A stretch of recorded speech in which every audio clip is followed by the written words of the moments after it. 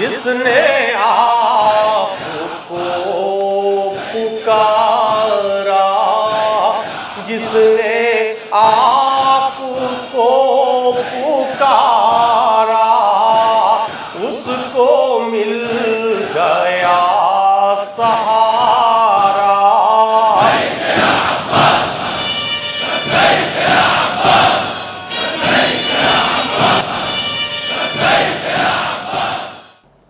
اعوذ باللہ من الشیطان الرجیم، بسم اللہ الرحمن الرحیم۔ قال اللہ تبارک و تعالی فی کتابہ المبین واصدق القائلین وقولہ الحق۔ بسم اللہ الرحمن الرحیم۔ یا ایھا الرسول بلغ ما انزل الیک من ربک وان لم تفعل فما بلغت رسالتہ۔ ناظرین کرام، یہ ہم سب کے لیے باعث مسرت ہے کہ ہم تذکرہ غدیر آج اس چینل کے ذریعے پیش کرنے کی سعادت حاصل کر رہے ہیں۔ ناظرین کرام، یہ ایک عظیم تحفہ غدیر ہی ہے جس نے حق و باطل میں امتیاز حاصل کرنے کا ایک دوامی نسخہ فراہم کر دیا ہے۔ تحفہ غدیر ہی نے ایک انسانی دماغ کو وہ عطیہ عطا فرمایا ہے جس سے قیامت تک اب حق و باطل کو خلط ملط نہیں کیا جا سکتا ہے۔ یہ تحفہ غدیر ہی کی دین ہے کہ آج ہمارے دماغ کھل گئے ہیں اور اب ہمیں کسی اور شے کی ضرورت نہیں رہی ہے، اس لیے کہ یہی تحفہ غدیر ہے جو حضور صلی اللہ علیہ وآلہ وسلم نے ہم کو مرحمت فرما کر ایک عظیم احسان کیا ہے قیامت تک کے لیے۔ عزیزان گرامی، آج ہم انڈسٹریل ایرا میں رہ رہے ہیں، 21ویں صدی ہے۔ جدھر دیکھیے سائنس اور ٹیکنالوجی کا رنگ بھی ہے اور ڈھنگ بھی۔ گلی کوچے، شہر دیہات، گھر باہر، جہاں دیکھیے وہ سائنس اور ٹیکنالوجی کا زور ہے۔ اور نتیجہ کیا ہوا کہ آج جو شے انسان حاصل کرنا چاہتا ہے اس کا معیار چاہتا ہے، جس کو انگریزی زبان میں کہتے ہیں کوالٹی۔ روزمرہ کی اشیاء ہیں ہمارے لیے، معمولی سے معمولی شے اگر آج ہم خریدنے جاتے ہیں تو ہم چاہتے یہ ہیں کہ کوالٹی ملے اس شے میں۔ یہ ایک مختصر سی زندگی اور اس کے لیے جو سامان زندگی فراہم کرتے ہیں اس میں اس قدر منہمک ہیں ہم کس شے کے لیے؟ کوالٹی دیکھنے کے لیے۔ تو وہ زندگی جو دوامی زندگی ہے، لامحدود زندگی ہے، ہمیشہ رہنے والی زندگی ہے، کیا اس کے گزر بسر کے لیے جو سامان ہم منتخب کریں اس میں کوالٹی کا کوئی دخل نہیں ہونا چاہیے؟ نہیں۔ عزیزان گرامی، آج 21ویں صدی کا دماغ، دل کوالٹی کانشس ہو چکا ہے۔ لہذا اگر ایک عارضی زندگی کی میں ہم صبح و شام کوالٹی کے لیے سرگردہ رہتے ہیں تو جو دوامی زندگی ہے اس کے لیے کیا شے ہے ہمارے پاس جس کو ہم حاصل کرنے کی فکر میں رہتے ہیں؟ دین اور مذہب۔ انجینئرنگ کے جو مضامین ہیں اس میں کوالٹی اس قدر اہم حیثیت اختیار کر چکا ہے کہ ایک پورا مضمون اور پوری ایک فیلڈ مرتب کر دی گئی ہے جسے ٹوٹل کوالٹی مینجمنٹ کہا جاتا ہے۔ یہ لیٹسٹ چیزیں ہیں۔ دو رخ ہیں ٹوٹل کوالٹی مینجمنٹ کے، جو شے اگر خریدار کو دینا ہے تو خریدار سے معلوم کرنا ہوگا وہ کیا چاہتا ہے۔ اسی کو انجینئرنگ کے زبان میں کہتے ہیں کہ کسٹمرز چوائس۔ کسٹمر کیا چاہتا ہے؟ سپلائر کون ہے؟ جو خود بنانے والا ہے۔ ماضی کی بات ہے کہ سپلائر جو دے مارکیٹ میں وہ سب ایکسیپٹ کر لیا جاتا تھا، لیکن آج کسٹمر کی نیڈز کیا ہیں پہلے یہ معلوم کرنا ہوگا۔ گویا کسٹمر ڈکٹیٹ کرے گا کہ ہمیں کیا چاہیے۔ ہمارے دین اور مذہب کا کسٹمر کون ہے؟ ہم یہ نمازیں پڑھتے ہیں کس کے لیے؟ روزے رکھتے ہیں کس کے لیے؟ دین اور مذہب کو ہم مانتے ہیں کس کے لیے؟ اللہ کے لیے۔ تو ہمارے دین اور مذہب کی جو کموڈٹی ہے اس کی کوالٹی کیا ہے یہ کون طے کرے گا؟ کسٹمر طے کرے گا۔ کسٹمر کون ہے؟ اللہ ہے۔ لہٰذا اللہ اگر یہ بتا دے کہ ہم یہ چاہتے ہیں تو ہمارا یہ کام ہوا کہ ہم دین اور مذہب کو اس رخ پہ لے جائیں جس سے اللہ راضی ہو جائے۔ عزیزان گرامی، اس نے جو بروشور بھیجا تھا کوالٹی کا وہ ہے قرآن، اور قرآن نے ہم کو یہ بتایا کہ ایک ہی پوری تاریخ اسلام میں ایک منزل آتی ہے جہاں خود اللہ یہ بتاتا ہے کہ اب ہم راضی ہو گئے۔ الیوم اکملت لکم دینکم۔ اپنے حبیب سے مخاطب ہو کر خدا کہتا ہے کہ آج کا دن وہ ہے کہ ہم تمہارے دین سے راضی ہو گئے اور نعمتوں کا اتمام کر دیا۔ اور آخری بات، رضی تو میں راضی ہو گیا۔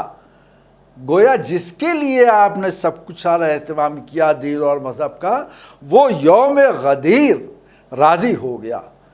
اور اسی کی تو ہمیں فکر تھی۔ کوالٹی کہتے ہی اسے ہیں کہ جس کے لیے شے مرتب کی جائے وہ اس کے لیے قابل قبول ہو جائے۔ عزیزان گرامی، قابل غور بات یہ ہے 30 روزے رکھ ڈالے، پوچھے کسی سے تمہارے روزے قبول؟ کہتا ہے کہ ہاں اللہ کے ہاں قبول ہو جائے تو بڑی بات ہے۔ یقین نہیں ہے، دعا کرتے ہیں کہ قبول ہو جائے۔ شبہ ہے قبولیت میں، لیکن جب یوم عید الفطر آیا ہر طرف عید کا بازار گرم ہو گیا۔ اور عید الاضحیٰ ابھی گزری ہے۔ بکروں کی قربانی ہر شخص دے رہا ہے، پوچھے کسی سے کیا قبول ہو گئی؟ ہر شخص جواب دیتا ہے اللہ قبول کر لے۔ جہاں قبولیت کا امکان ہے اس دن کو تو عید کے طور پہ منایا جائے، اور جہاں رضیتو کر کے اللہ اعلان کر دے کہ میں راضی ہو گیا، اس دن کو کیا یوم عید نہیں ہونا چاہیے؟ نہیں۔ اسی لیے امام جعفر صادق علیہ السلام نے فرمایا کہ یہ جو جتنی عیدیں ہیں اسلام میں ان میں سب سے بڑی عید غدیر ہے۔ اور اسی کو مختلف کتب میں نقل بھی کیا گیا ہے۔ سوال یہ ہے کہ یہ ہمیں کیسے معلوم ہو کہ یہ یوم عید ہے؟ عزیزان گرامی، یہ پیغامبر جو تھا وہ 63 سالہ زندگی لے کے آیا۔ 40 سال اس کے کیسے گزرے مکہ مکرمہ میں؟ نبی نہیں معلوم ہے عمومی طور پر۔ کیا کر رہا ہے نبی؟ صداقت کا کلمہ پڑھوا رہا ہے، اپنی دیانتداری امانت داری کا کلمہ پڑھوا رہا ہے۔ انسانی اقدار کے لیے پوری زندگی کے 40 برس پیغامبر جو ہے دین کا وہ صرف کر رہا ہے، اور اس کے بعد پھر جا کے اعلان نبوت کرتا ہے۔ اب زندگی کے کتنے دن بچے؟ 23 سال، مکی اور مدنی ملا کر کے۔ اور ہوتے ہوتے پھر منزل یہ آتی ہے کہ تقریباً سارے احکام آ چکے، سارے معاملات دین کے مکمل ہو چکے، جتنے بھی احکامات ہو سکتے تھے قرآن کی شکل میں وہ بھی آ چکے، آخری 3 مہینے زندگی کے اب باقی رہ گئے ہیں، یہاں تک کہ 25 ذی-القعدہ آ گئی، نبی اعلان کرتا ہے سارے مسلمانوں آ جاؤ، ہم پہلا اور آخری حج کرنے جا رہے ہیں۔ کہاں یہ سعادت نصیب ہو سکتی تھی؟ ہر فرد کا یہ ایک دوڑ کے طور کے اوپر جہاں جہاں پیغام پہنچا، ملت پوری کی پوری مدینے میں آ گئی، اور روایتیں ہیں کہ 1 لاکھ سے زیادہ کا مجمع تھا جب حضور 25 ذی-القعدہ کو روانہ ہوئے ہیں مکہ مکرمہ کے لیے، حج کرنے جا رہے ہیں، اور وہاں 4 ذی الحجہ کو پہنچتے ہیں، حج کے سارے مناسک ادا کیے ہیں، اور جب حج کی ادائیگی ہو گئی 14 ذی الحجہ کو آپ نے مکہ مکرمہ سے روانگی کی۔ تھوڑی دور چلے تھے، ایک مقام ہے جحفہ، آج کل میقات ہے وہاں پر، سارے حاجی لوگ جو وہاں سے احرام مانتے ہیں میقات سے، جحفہ سے وہاں سے جانا پڑتا ہے انہیں۔ جحفہ سے 3 میل کی دور پر ایک تالاب ہے، تالاب کو عربی میں غدیر کہتے ہیں، وہ مقام خم پر ہے، اسی لیے اس تالاب کو غدیر خم کہا جاتا ہے۔ تو وہ غدیر خم کی طرف حضور صلی اللہ علیہ وسلم تشریف لے جا رہے ہیں۔ ابھی جحفہ تک پہنچے تھے کہ اچانک بھئی یہ اتنے اصحاب کبار ہیں، ازواج نبی ہیں، 1 لاکھ تو سور لے کے آئے تھے، پھر مولا کائنات حضرت علی علیہ السلام جو یمن میں تشریف رکھتے تھے وہ بھی 10,000 یا روایتیں 20,000 لوگوں کو لے کر حج کے لیے پہنچے تھے۔ اب یہ پورا مجمع 1.5 لاکھ کا تقریباً یا 1.25 لاکھ کا وہ ساتھ ہے، اور حضرت جبرائیل ایک پیغام لے کے آتے ہیں، یا ایھا الرسول، اپنے منصب کے ساتھ حضرت جبرائیل مخاطب کرتے ہیں، اے رسول بلغ ما انزل، جو آپ پر نازل کیا جا چکا ہے من ربک، آپ کے رب کی جانب سے، اس کو آپ پہنچا دیجئے۔ یا ایھا الرسول بلغ الیک من ربک، آپ کی طرف آپ کے رب کے نے جو پیغام بھیجا تھا۔ جانے کیا مصلحت ازلی ہے کہ حضرت جبرائیل کو بھی شاید خبر نہیں ہے کہ کیا پیغام ہے، یہ تو کوڈز ہیں جو استعمال کیے جا رہے ہیں۔ جناب جبرائیل رسول سے کہہ رہے ہیں کہ پیغام ادھر کا ہے، وہ کہہ رہا ہے ہم نے جو آپ سے کہا تو وہ پہنچا دیجئے۔ اب 2 ہی ہستیاں ہیں جو جانتی ہیں، ایک زمین پر ہے اور ایک جسے الوہیت کہا جاتا ہے وہ ہے، ان دونوں کے درمیان کچھ معاہدہ ہوا ہوگا، عام طور سے تو ملتا نہیں، مگر سورہ انشراح 30ویں پارے کی سورہ ہے، اس میں ایک سورہ کا ایک فقرہ نظر آتا ہے، ارشاد ہوتا ہے فَإِذَا فَرَغَتْ فَانْصَبْ، اے میرے رسول فَإِذَا، جب آپ فرغت فارغ ہو جائیں، فَانْصَبْ، تو نصب کر دیجئے، اور اس کے بعد ارشاد ہوتا ہے وَإِلَىٰ رَبِّكَ فَارْغَب، اور اس کے بعد اپنے رب کی طرف آپ تشریف لائیے، ان سے اللہ کی طرف رغبت کیجئے۔ اب حضور صلی اللہ علیہ وسلم کو یہ یاد ہے کہ مجھ سے کہا گیا تھا، کیا کہا گیا تھا کہ جب میں فارغ ہو جاؤں، کسی سے فارغ ہو جاؤں، حج سے، فَانْصَبْ، تو پھر میں نصب کر دوں۔ نصب کیا کیا جاتا ہے؟ علم نصب کیا جاتا ہے، نشان نصب کی جاتی ہے۔ خلافت کو نصب کرنا تھا۔ مجموع البحرین میں امام جعفر صادق علیہ السلام کی یہ تفسیر موجود ہے اس آیت کے سلسلے میں، کہ وہاں پر اللہ نے جب حکم دیا تو اس کا حکم دیا تھا کہ اے رسول جب آپ فارغ ہو جائیے تو علم کو نصب کر دی، یعنی اپنے جانشین کو بٹھا دیجئے، اور اس کے بعد آپ ہماری طرف آ جائیے۔ چانچہ حضور نے اعلان یہی کیا جوفہ، مقام جوفہ پر پہنچ کر کہ میں اب چند ماہ کا مہمان ہوں اور میرے پاس ایک حکم الہی آیا ہے کہ میں ایک پیغام تم تک پہنچا دوں، جس کے لیے مجھ سے بھی پوچھا جائے گا اور تم سے بھی پوچھا جائے گا۔ مجھ سے یہ پوچھا جائے گا کہ تم نے پیغام رسانی کی یا نہیں کی، اور مجمع کو مخاطب کر کے حضور نے فرمایا کہ تم سے یہ پوچھا جائے گا کہ تم نے جو سنا تھا اس پر عمل کیا یا نہیں۔ دونوں سے سوال کیا جائے گا۔ اب یہ پیغام پہنچانے میں روایتوں کا ایک تسلسل ہے اور قرآن کی گواہی موجود ہے۔ حضرت جبریل نے یہ تو کہا بلغ، اب اس کے بعد یہ نہیں دیکھا کہ حضور پہنچا رہے ہیں کہ نہیں پہنچا رہے ہیں، کچھ اور تاخیر ہوئی۔ تو اس کے بعد کیا ہوا؟ پھر حضرت جبریل نازل ہوتے ہیں، وَإِن لَّمْ تَفْعَلْ فَمَا بَلَّغْتَ رِسَالَتَهُ، اے میرے رسول، آپ کو اللہ نے کہا ہے کہ ان لم تفعل، اگر آپ نے یہ آج نہ کیا تو گویا آپ نے کوئی کار رسالت انجام ہی نہیں دیا۔ یعنی آپ ملاحظہ فرمائیے 63 سالہ نبوت کی زندگی اپنے آخری دنوں کے مرحلے میں داخل ہو چکی ہے۔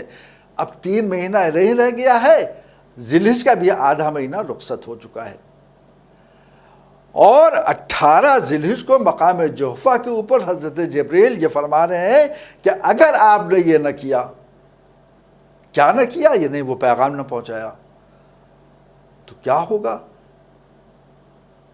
اب رسول کو چاہیے تھا کہ فوراً اظہار کر دیتے، مگر تاریخ نے بھی بتایا، اور قرآن کے جو اس آیت کے آخری جملہ ہے، آخری فقرہ ہے، آخری ٹکڑا ہے، وہ بھی یہ بتا رہا ہے کہ کچھ ہوا۔ کیا ہوا؟ حضور کو کچھ تأمل ہوا، یہاں تک کہ پھر حضرت جبریل نازل ہوئے، اور اب کیا کہا؟ وَاللَّهُ يَعْصِمُكَ مِنَ النَّاسِ، اللہ اس بات کی ضمانت لے رہا ہے کہ آپ کو لوگوں کو شر سے محفوظ رکھے گا۔ اب جیسے ہی یہ ضمانت ملتی ہے تو حضور حضرت بلال سے کہتے ہیں کہ کہو اذان دے کر کے حی علی خیر العمل، اور یہ اذان کہاں گونجتی ہے؟ ببل کے کانٹوں کے درمیان میدان غدیر میں، جہاں کبھی کوئی آیا ہی نہیں تھا، ہر طرف کانٹے ہی کانٹے، وہ گرمی الامان الحفیظ۔ تاریخ لکھتی ہے کہ گوشت کا ٹکڑا اگر زمین پہ گر جائے تو بھن جائے۔ اس سنگلاخ وادی میں وہ پیغام پہنچایا جا رہا ہے جس کے لیے اللہ کہتا ہے کہ وَإِن لَّمْ تَفْعَلْ، اگر آپ نے یہ نہ کیا۔ حضور دین اور مذہب کی بنیاد کس شے پر ہے؟ وحدانیت پر۔ پیغام وحدانیت کو پہنچانا تھا رسول کو، تو اللہ نے کہا قولوا لا الہ الا اللہ، اپنے امت والوں سے کہہ دو کہ لا الہ الا اللہ کہتے ہیں، قل هو اللہ احد، کہہ دو اللہ ایک ہے۔ وحدانیت کے جب پیغام رسانی رسول نے کیا تو کوئی ایسی بات نہیں کہے گی کہ اگر تم نے یہ نہ کیا۔ خود رسالت کا جب پہنچانے کا مسئلہ آیا تو اپنی رسالت کے اعلان کے لیے دعوت ذوالعشیرہ کا اہتمام ہوتا ہے۔ کتنے لوگ؟ 30-40 لوگ۔ وہاں بھی رسول کے لیے کوئی ایسی بات نہیں ہے کہ اگر تم نے نہ پہنچایا کہ میں محمد ہوں، اللہ کا رسول ہوں، تو گویا تم نے کوئی کام نہیں انجام دیا۔ نہیں، جب سب کام ہو چکے، دین اسلام تقریباً مکمل ہو چکا، اب اس کے بعد یہ کہا جا رہا ہے کہ میرے حبیب آپ اس پیغام کو پہنچا دیجئے، اگر آپ نے نہ پہنچایا تو گویا کوئی کار رسالت انجام ہی نہیں دیا۔ یعنی ترازو کے ایک پلے میں کل کے کل کارہائے رسالت کو رکھ لیجئے، اور دوسرے پلے میں اس پیغام کو رکھ لیجئے جو یوم عید غدیر حضور نے پہنچایا، دونوں برابر ٹھہرائے جائیں گے، بلکہ یہ پلہ بھاری ہوگا، اس لیے کہ اگر یہ نہ پہنچایا گیا تو یہ سب بیکار۔ ان حالات میں، اور یہ کب پہنچاتے ہیں حضور؟ جب اللہ ضمانت لے لیتا ہے اگر کوئی شرری ہوگا تو ہم تمہیں اس سے بچائیں گے۔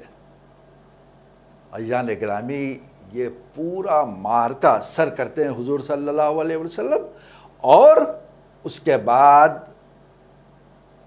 3 دن تک اس پیغام کا اثر باقی رہتا ہے اس میدان عید غدیر میں۔ کون سا اثر ہے؟ کیا کہا ہے رسول نے؟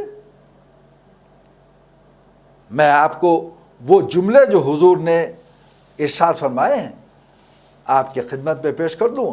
یہ جناب شہاب الدین کی کتاب توضیح الدلائل میں حضور صلی اللہ علیہ وسلم کا ممبر سے وہ فصیح خطبہ جو آپ نے عید غدیر کے دن پڑھا۔ ممبر وہ نہیں تھا جو آج استعمال ہوتا ہے، اونٹوں کے کجاووں کے ممبر بنائے گئے تھے۔ فرش وہ نہیں تھا جس کے اوپر قالینیں بچھی ہوں۔ تاریخ بتاتی ہے کہ لوگ جو عبائیں اوڑھے تھے اس سے پیر کے نیچے رکھے رہے تھے تاکہ گرمی کچھ کم ہو جائے۔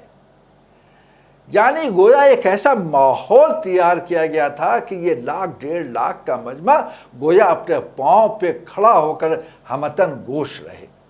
اور اس کے بعد حضور نے فرمایا کہ میں خدا تعالیٰ کی نعمتوں کا اظہار کرتا ہوں وہ جو مجھ میں پائی جاتی ہیں، اور اس امتحان و بلا کی وجہ سے جو میری اطرت اہل بیت پر ہونے والی ہے، اور دنیا کے ناگوار مصائب اور آخرت کے مہالک پر میں اس سے تیری مدد چاہتا ہوں، اور گواہی دیتا ہوں کہ سوائے اللہ تعالیٰ کے کوئی معبود نہیں ہے، وہی واحد احد فرد و صمد ہے، اور اپنے لیے اس نے کوئی زوجہ یا شریک یا سہارا نہیں قرار دیا، اور میں اس کے بندوں میں سے ایک بندہ ہوں۔ اس نے مجھے پیغمبری کے لیے جمیع مخلوقات پر بھیجا ہے تاکہ لوگ ہلاک ہونے والے ہیں وہ ایک حجت کے ساتھ ہلاک ہو جائیں، اور جو نجات پانے والے ہیں وہ ایک حجت کے ساتھ نجات پائیں۔ مجھ کو خداوند کریم نے تمام عالم کے اولین و آخرین پر برگزیدہ فرمایا ہے، اپنے خزانوں کی کنجیاں مجھے عطا کی ہیں، اپنے عزائم کو مجھ پر موقت کیا ہے، اپنے راز میرے سپرد فرمایا ہے، میری مدد کی ہے، اس وجہ سے مجھے اس کی بصیرت حاصل ہوئی ہے۔ میں آغاز کرنے والا اور میں ہی انتہا پر پہنچانے والا ہوں، بجز خدائے برتر کے کوئی ذریعہ موت کا نہیں ہے۔ اے لوگو، خدا سے ڈرو جو حق ڈرنے کا ہے، اور نہ مرو مگر یہ کہ حالت اسلام میں، اور تم کو معلوم ہو کہ خدا تمام چیزوں پر احاطہ کیے ہوئے ہے۔ قریب ہے کہ میرے بعد جو کچھ قومیں ہوں گی جو جھوٹی باتیں میری طرف منسوب کر لیں گی، اور لوگ ان کے جھوٹ کو قبول بھی کر لیں گے، حالانکہ معاذ اللہ جو میں خدا کی طرف سے سوائے امر حق کے اور زبان سے نکالوں، سوائے امر راست کے اس حکم کے خلاف کچھ اور کہوں، اور سوائے اس حکم کے جو خدا نے مجھے دیا ہے میں تمہیں کوئی اور حکم دوں، اور بجز خدا کی طرف کے اور کسی چیز کی طرف میں تم کو نہیں بلاتا۔ اور جو لوگ ظالم ہیں وہ بہت جلد جان لیں گے کہ ان کی جائے بازگشت کیا ہے۔ یہاں تک حضور صلی اللہ علیہ وسلم نے فرمایا تھا کہ بیچ مجمع میں سے عبادہ بن ثابت نے کھڑے ہو کر کے یہ پوچھا کہ یا رسول اللہ یہ کب ہوگا؟ وہ کون لوگ ہیں؟ ان کو ذرا پہچانا تو دیجیے تاکہ ہم ان سے پرہیز کریں۔ حضور نے فرمایا یہ کچھ لوگ ہیں جو ابتدائی سے میرے دشمن ہیں، اور جب میری جان، آپ نے اپنے حلق مبارک کی طرف اشارہ کر کے فرمایا کہ جب یہاں تک پہنچے گی اس وقت وہ ظاہر ہوں گے۔ عبادہ نے کہا کہ جب ایسا وقت آئے تو ہم کس کی طرف رجوع کریں؟ پیغمبر خدا نے ارشاد فرمایا کہ تم ان کی پیروی کرنا جو میری عطرت میں سب سے سبقت کرنے والے ہیں، میری پیغمبری کا علم رکھنے والے ہیں، وہی یقیناً تم کو گمراہی سے باز رکھیں گے، نیکی کی طرف دعوت دیں گے۔ یہی اہل حق اور معدن صدق ہیں، کتاب و سنت کو تم لوگوں میں زندہ رکھیں گے، الحاد و بدعت کو تم سے بچائیں گے، حق کے ذریعے اہل باطل کو پست کریں گے، کسی جاہل کی طرف میلان ان کا نہیں ہوگا۔ اے لوگو، خدا نے مجھ کو اور میرے اہل بیت کو ایک تنت سے خلق فرمایا ہے، اور اس سے کسی غیر کو پیدا نہیں کیا۔ ہم اول وہ لوگ ہیں جن کو سب سے پہلے پیدا کیا ہے، اور جب خدا ہم کو پیدا کر چکا تو ہمارے نور سے اس نے ہر تاریکی کو روشن کر دیا، ہمارے سبب ہر طینت کو حیات عطا فرمائی۔ پھر پیغمبر خدا نے فرمایا یہ لوگ میرے اہل بیت بہترین امت ہیں اور میرے علم کے حامل ہیں، میرے اسرار کے خازن ہیں، تمام اہل عرض کے سردار ہیں، حق کی طرف دعوت دینے والے ہیں، راستے کے ساتھ خبر دینے والے ہیں۔ ان کو کبھی شک پیدا نہیں ہوتا، ان کو کوئی عارض نہیں ہوتا ہے، یہ راہ خدا میں کبھی پیچھے نہیں ہٹتے ہیں، خدا کے عہد کو توڑتے نہیں ہیں۔ یہ وہ ہادی ہے جو ہدایت یافتہ ہے، جو ائمہ راشدین ہیں۔ جو شخص بھی آپ نے فرمایا کہ جو شخص بھی ان کی ولایت کو لیے ہوئے میرے پاس آئے وہی ہدایت یافتہ ہے، جو ان کی عداوت لے کر آئے میرے پاس وہی گمراہ ہے۔ ان کی محبت ایمان، ان کا بغض نفاق ہے۔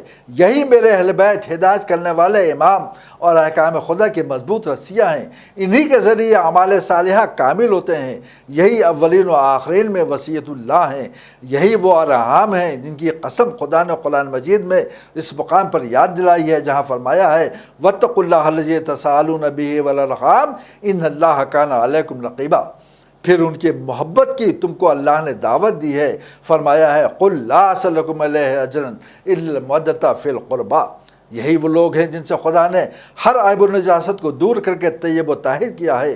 یہی وہ لوگ ہیں کہ جب گویا ہوتے ہیں تو نہایت راستگو ہوتے ہیں، جب ان سے کوئی بات پوچھی جاتی ہے تو اس وقت کے بڑے عالم ہوتے ہیں، جب کوئی چیز ان کے پاس امانتاً رکھی جاتی ہے تو یہ اس کے بڑے حافظ ہوتے ہیں۔ میرے اہل بیت میں 10 خصلتیں ایسی ہیں کہ سوائے ان کے کسی اور میں وہ جمع نہیں ہو سکی۔ علم، نبوہ، شرافت، سخاوت، شجاعت، سخاوت، صداقت، طہارت، عفت، قضا۔ یہ لوگ کلمہ تقوی اور وسیلہ ہدایت ہیں اور حجت العظمیٰ اور عروۃ الوثقیٰ ہیں۔ یہ لوگ بموجب ارشاد خدا تمہارے حاکم ہیں، اور میں پروردگار کے حکم سے تم کو بجز کے کوئی حکم نہیں دیتا کہ میں جس کا مولا ہوں اس کے علی مولا ہے۔ خدایا دوست رکھ اس کو جو ان کو دوست رکھے، دشمنی کر اس سے جو ان سے عداوت رکھے، اور مدد کر اس کی جو ان کی مدد کرے، ذلیل و خوار کر دے ان کو جو ان کو ذلیل کرے۔ اے لوگو، خدا نے مجھ پر 3 مرتبہ وحی نازل فرمائی کہ علی سید المرسلین ہیں، سید المسلمین ہیں، امام الخیرۃ المتقین ہیں، قائد المحجلین ہیں۔ جس امر پہ میں من جانب اللہ مامور ہوا تھا میں نے اس کی تبلیغ کر دی۔ تم لوگوں میں ان کو اہل بیت کو خدا کے سپرد کرتا ہوں اور اپنے لیے تمہارے لیے خدا سے مغفرت چاہتا ہوں۔ حضور نے آگے فرمایا اے لوگو، میں نہایت قیمتی 2 چیزیں تمہارے درمیان چھوڑنے والا ہوں، اگر ان دونوں کو ملا کر تم پکڑ لو گے تو کبھی قیامت میں گمراہ نہ ہوگے۔ خدا کی کتاب قرآن مجید ہے، میری اطرت ہے جو اہل بیت میرے ہیں۔ خدا نے مجھے خبر دی ہے کہ دونوں ایک دوسرے سے جدا نہ ہوں گے جب تک کہ حوض کوثر پر مجھ تک نہ پہنچ جائیں۔ اسی وقت پیغمبر اسلام صلی اللہ علیہ وآلہ وسلم نے تبلیغ رسالت کے سلسلے میں حسب ذیل الفاظ ادا فرمائے الستُ اولیٰ بالمؤمنین من انفسہم قالوا بلا یا رسول اللہ۔ یعنی حضور صلی اللہ علیہ وسلم نے پوچھا کہ یہ بتاؤ کہ کیا میں تمہارے نفسوں کے اوپر تم سے زیادہ حق تسلط نہیں رکھتا ہوں، تسلط نہیں ہے میرا؟ سب نے کہا قالو بلا، سب نے کہا جی ہاں جی ہاں۔ عزیزان گرامی، اس منزل کے اوپر قرآن مجید کے وہ فقرے یاد آتے ہیں جہاں الوہیت نے جب اپنے پیغام کو ساری روحوں تک پہنچا دیا تھا تو ان سے سوال کیا تھا کہ کیا تم شہادت دیتے ہو میری الوہیت کی؟ قالو بلا۔ قرآن مجید میں یہ لفظیں موجود ہیں، سب نے کہا تھا ہاں ہاں۔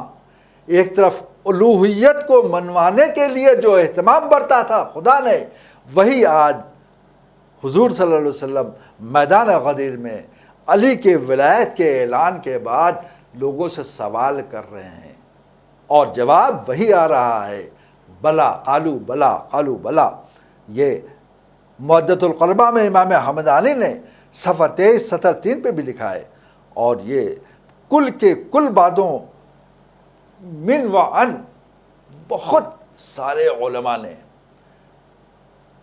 ان کی کوئی تعداد معین کرنا مشکل ہے، لیکن عزیزان گرامی جب مطالعہ کیا جاتا ہے مورخین کا، محدثین کا، مفسرین کا، تو ہر صدی میں یہ نظر آتا ہے کہ ذکر اس واقعے کا موجود ہے۔ اگر آپ ملاحظہ فرمائیے ہر طرف آپ کو نظر آتا ہے، مثلا یہ کہ دوسری صدی سے 14ویں تک قریب 400 ائمہ تفسیر و حدیث و مورخین نے اس واقعہ غدیر کو تحریر فرمایا ہے۔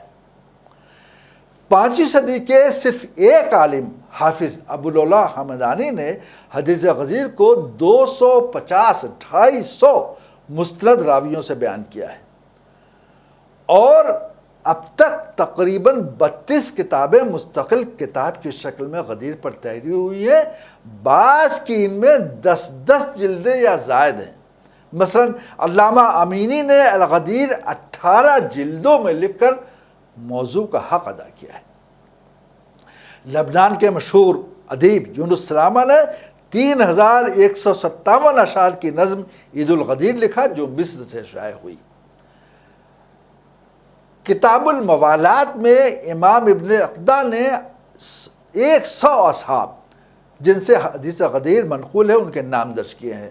عشرہ مبشرہ سے لے کر ساری اصحاب کبار اور صغار کے نام لکھ کر آخر میں یہ لکھا ہے انہوں نے کہ 28 اصحاب اور ہیں مگر ان کے نام نہیں انہوں نے تحریر کیے ہیں۔ علامہ حائری نے اپنے عربی خطبے میں سن 1340 ہجری میں، ابھی تازہ بات ہے، جس کو اصلاح نے جلد 85 میں شائع کیا ہے، اسماء مخروجین حدیث غدیر کی فہرست شائع کی ہے۔ اس میں 160 محدثین، مورخین، مصنفین کے اسماء گرامی درج ہیں، اور اگر مورخین کے عہد کو دیکھیں تو لگتا ہے کہ ہر دور میں ذکر غدیر تاریخ کی زبان پر رہا ہے، جیسے ابن قتیبہ 276 ہجری، بلازری 279، طبری 310 ہجری، خطیب بغدادی 463، ابن عبدالبر 463، شہرستانی 548، ابن عساکر 571، یاقوت حموی ابن اسیر 630، ابن خلقان 681، جعفری 768 ہجری، ابن خالدون 808 ہجری، ذہبی 833 ہجری، ابن حجر اسقلانی 852 ہجری، علامہ جلال الدین سیوطی 910 ہجری، نور الدین حلبی 1042 ہجری، وغیرہ وغیرہ۔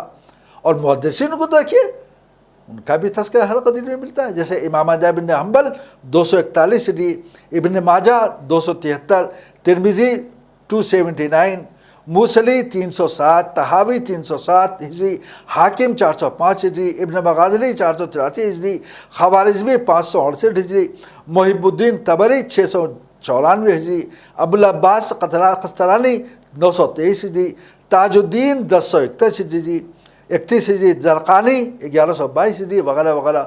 اور مفسرین قرآن کو اگر آپ دیکھیں تو یہی طرز نظر آتا ہے، مثلا طبری 310 ہجری، سالبی، یہ بڑے بڑے مفسرین ہیں، واحدی 468، قرطبی 567، فخر الدین رازی 606، ابن کثیر شامی 774 ہجری، سیوطی 910 ہجری، آلوسی بغدادی 1270 ہجری۔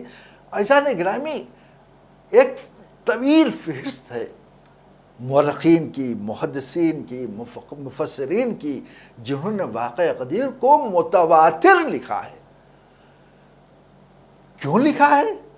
ظاہر ہے جب قرآن مجید کی اس آیت مبارکہ پہ ان کی نگاہیں پڑتی ہوں گی کہ جس میں رسول کو حکم دیا گیا کہ آپ پہنچا دیجئے یا یہ رسول بلغ، اور اگر آپ نے یہ نہ پہنچایا تو گویا آپ نے کوئی کار رسالت انجام ہی نہیں دیا۔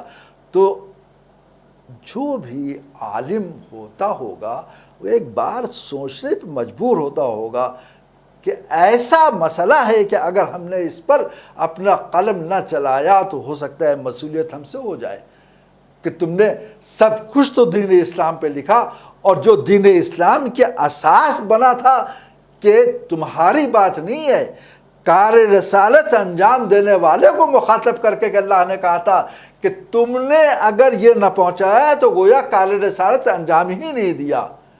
نمازیں پڑھ کے کیا ہوں گی اگر نماز کا جو پیغام لایا تھا اس کی نمازیں بیکار ہو جائیں؟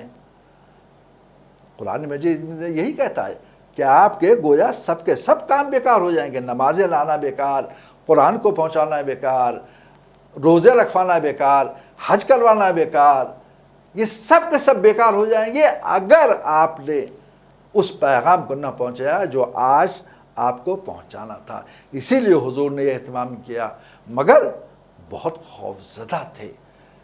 کیوں خوفزدہ تھے؟ آپ نے خود فرمایا ہے، مورخین نے لکھا ہے کہ حضور نے فرمایا کہ اگر میں علی کی ولایت کا اعلان کر دوں گا تو یہ لوگ مجھے جھٹلا دیں گے اور شرری لوگ میرے خلاف ہو جائیں۔ اسی کی حفاظت کے لیے اللہ نے اعلان کیا کہ اے میرے نبی آپ بالکل پریشان نہ ہوں، واللہ یعصمک من الناس، ہم آپ کی حفاظت کرنے والے ہیں۔ عزیزان گرامی، اگر آپ مسلسل تاریخ اسلام کو ملاحظہ فرمائیں گے تو ہر موقع کے اوپر آپ کو ملے گا کہ جو اس زمانے کے اکابرین رہے ہیں انہوں نے تباہ آزمائی بھی کی ہے۔ مثلا امام شافعی، کیا بات کہیں گے امام شافعی؟ وَمَاتَ الشَّافِعِي وَلَيْسَ يَدْرِي علی ربہ ام ربہ اللہ، یعنی شافعی مر گیا اور اسے یہ احساس نہ ہو سکا، صحیح ادراک نہ ہو سکا علی ربہ کہ علی اس کا رب ہے، ام رب اللہ یا اللہ اس کا رب ہے۔ آج کسی مسلمان میں یہ دم ہے جو شافعی مسلک کے ماننے والے ہیں وہ بھی یہ جملے کیا ادا کر سکتے ہیں؟ لیکن امام شافعی نے یہ جملے ادا کیے۔ منصور حلال نے 1100 سال قبل پورا منقبتی دیوان لکھا ہے۔ انصاب سماعینی نے اس کی تفصیل لکھی ہے۔ ملا جامی نے 1000 منقبتی اشعار لکھے ہیں 1000 سال قبل۔ انوری، انصری، فردوسی، خاقانی، عطار، سعدی، عرفی، صاحب، قانی، آپ کے سب کانٹیننٹ کے اجمیری، نظام الدین، اقبال، سب نے قصیدے لکھے۔ اور اقبال نے تو لکھا اے سر نبوت محمد، اے وصف تو مدحت محمد، بے تو نتواں بہو رسیدن، بے او نتواں بتو رسیدن، یعنی اے سر نبوت محمد، اے وصف تو مدحت محمد کہ تیری تعریف محمد کی تعریف ہے، اور بے تو نتواں بہو رسیدن، علامہ اقبال فرماتے ہیں کہ بغیر تیرے یہ ممکن نہیں ہے کہ میں محمد تک پہنچوں، بے او نتوا بطور رسیدن، اور بغیر محمد صلی اللہ علیہ وسلم کے یہ ممکن نہیں ہے کہ میں علی تک پہنچوں۔ اور آخری شعر آپ تعریف فرماتے ہیں کہ از ہوش دم مگر بے ہوشم، گوئی کہ نصیری خاموشم۔ آپ فرماتے ہیں کہ میں ہوش میں ہوں مگر لوگ یہ سمجھتے ہیں کہ بے ہوش ہوں، ایک خاموش نصیری کی طرح میں زندگی گزار رہا ہوں۔ امام شافعی نے تو جرات کر دی تھی کہ مر گیا اور نہیں پہچان سکا کہ اس کا رب خدا ہے کہ علی ہے، مگر علامہ اقبال فرماتے ہیں کہ میں ایک ایسے نصیری کی طرح زندگی گزار رہا ہوں۔ نصیری کا کیا دین و مذہب ہوتا ہے کہ وہ مولا کائنات کو استغفر اللہ خدا مانتے ہیں۔ علامہ اقبال نے کیا سمجھا، علی کو کیسے سمجھا، یہ وہ جانے، مگر یہ حقیقت ہے کہ علی ایک ایسی شخصیت کا نام ہے کہ جہاں کل کے کل انٹلیکچوئلز سر نیاز خم کر دیتے ہیں۔ آج ہم سائنس اور ٹیکنالوجی کے دور میں گزر رہے ہیں۔ یہ صرف مذہبی افراد کی عقیدت مندی نہیں ہے۔ عزیزان گرامی، ابھی چند سال قبل نوبل پرائز ایک ایسی شخصیت کو ملا جس کا نام عبدالسلام ہے. اس عبدالسلام کے اوپر اس کے موت کے بعد ورلڈ کے ریناؤنڈ سائنٹسٹ لوگوں نے ایک کتاب لکھی. اس کتاب کا نام ہے ایسیز آن عبدالسلام. اور انہوں نے اس کتاب کے یہ امریکہ سے چھپی ہے سن 1982 میں. اس کے تیسرے صفحے کے اوپر عبدالسلام کے آفس کی تصویر ہے اور اس آفس میں ایک فریم ان کی دیوار کے آفس کی دیوار پہ لٹکا ہوا ہے جس پر ناد علی مظہر العجائب اشعار درج ہیں. آپ کو معلوم ہے یہ عبدالسلام مسلمان نہیں تھے، قادیانی تھے. قادیانی کی نظروں میں بھی جو مشہور اصحاب کبار ہیں وہ وہی حیثیت رکھتے ہیں جو عمومی مسلمانوں کے ہاں رکھتے ہیں. لیکن اپنے آفس میں انہوں نے جو فریم لٹکایا تھا اس پہ ناد علی مظہر العجائب درج تھا. اب جو بات میں آپ کو سنانا چاہتا ہوں جس سے مولائے کائنات کی عظمت کا تعارف کروایا جا سکتا ہے کہ اغیار بھی آج سائنٹیفک ایرا میں عام لوگ نہیں، سائنٹسٹ وہ جو نوبل لاریٹ عبدالسلام کے اوپر کتاب لکھ رہے ہیں انہوں نے اس تصویر کے نیچے ایک نوٹ لگایا ہے اور نوٹ کے الفاظ بہت دلچسپ ہیں جس کا مفہوم یہ ہے کہ آج سائنسی دور میں بھی لوگ میریکلز میں بلیو کرنے والے موجود ہیں، مگر اس کے آگے وہ سائنٹسٹ لوگ لکھتے ہیں اپنا نوٹ، لیکن ان میریکلز کو ماننے والوں کے آج کے دور میں شرط یہ ہے اس کو مانیں گے مظہر العجائب جس میں یہ صلاحیت موجود ہو کہ وہ میریکلز دکھا سکتا ہے. غور فرمایا آپ نے؟ یعنی ان کو بھی اس بات پر ایمان لانا پڑا کہ یہ علی جس کا تذکرہ ہے اس فریم کے اندر یہ کوئی اور شخصیت نہیں ہے، یہ وہ ہے جو مظہر العجائب واقعی طور پر ہے. اسی لیے نوبل لاریٹ نے اپنے کمرے میں ناد علی مظہر العجائب کا فریم لٹکایا ہے. آپ نے غور فرمایا ابتدا کہاں سے ہوئی تھی اور انتہا کہاں تک پہنچی ہے. اس سائنس اور ٹیکنالوجی کے ایرے میں بھی جب ہم دیکھتے ہیں تو کسی میں ہمت نہیں ہے کہ مولائے کائنات کے علمی منازل کا منکر ہو سکے.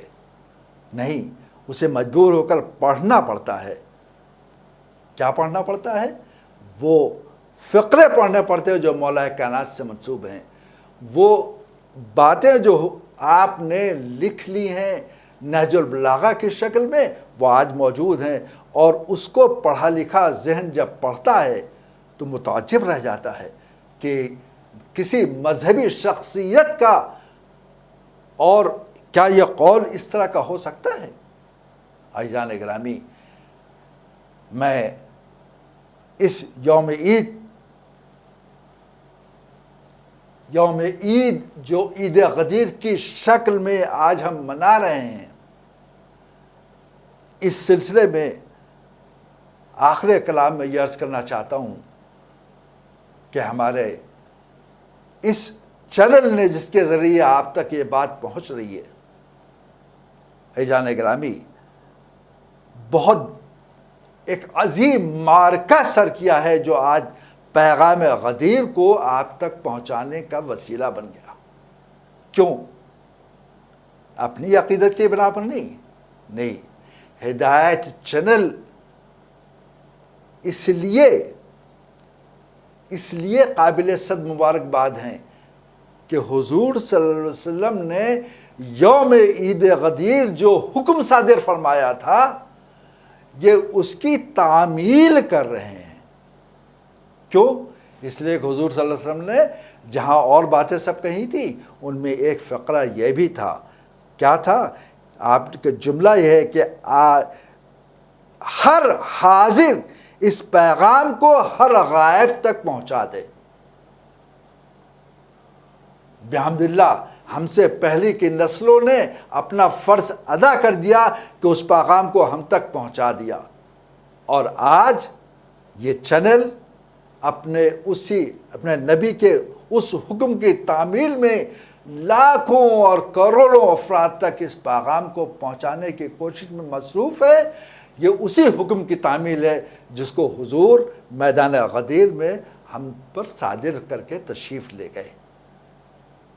ان الفاظ کے ساتھ میں خود بھی اپنی جانب سے بھی اور تمام اراکین کی جانب سے تمام ناظرین کو یوم عید غدیر کی مبارکباد پیش کرنے کی سعادت حاصل کرتا ہوں، اس لیے کہ یہ وہ دن ہے جس کا قرآن نے اعلان بہت مضبوطی کے ساتھ یوں کیا تھا، الیوم یئس الذین کفروا من دینکم.